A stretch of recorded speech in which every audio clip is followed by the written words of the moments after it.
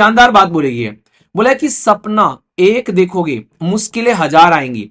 जब भी किसी काम को आप लोग करने बैठोगे तो कोई ऐसी चीज नहीं है कि भाई साहब आप लोगों ने सोचा और बिल्कुल सारी चीजें आप लोगों के हिसाब से होगी। अगर ऐसा कुछ हो रहा है तो इसका मतलब बहुत ही टुच्चा सपना आप लोगों ने देखा है। मतलब कहने का ये है कि आप लोगों ने अपने लेवल का सपना देखा ही नहीं है, आप लोगों का लेवल उससे बहुत बड़ा है। तो ये चीज आप लोग ध्यान रखना। अगर ढंग का सपना होगा तो आप लोग को मुश्किलों हजार आने वाली है, और उन मुश्किलों को पार कर कर जब आप लोग अपनी मंजिल पर पहुंचोगे तो बोला यही गया है कि लेकिन वह मंजर बड़ा खूबसूरत होगा जब कामयाबी शोर मचाएगी। यानी कि सपना एक देखोगे मुश्किलें हजार आएंगी, लेकिन वह मंजर बड़ा खूबसूरत होगा जब कामयाबी शोर मचाएगी, और पड़ोसियों और रिश्तेदारों के जो सीने पर आग लग जाएगी जब सिलेक्शन की न्यूज उनके कानों में जाएगी। तो इस तरीके का माहौल आप लोगों को देखने को मिलेगा। तो जिंदगी में हमेशा अपने टारगेट को इस तरीके से रखिए कि वो आप लोग को अपनी औकात से बाहर लगे। और यही बात एपीजे अब्दुल कलाम सर ने भी बोली है।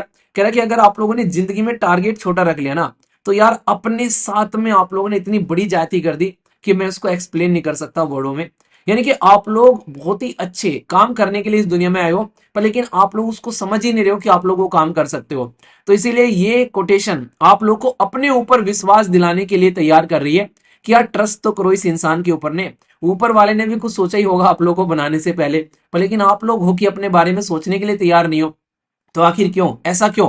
तो अपने उस बनाए हुए ताने बाने से बाहर निकलो और पहचानो इस इंसान को जो कि अपने आप में ही सर्वशक्तिमान है। ठीक है, गंगाधर बनकर जी रहे हो भाई साहब, शक्तिमान बनकर जी रहे हो।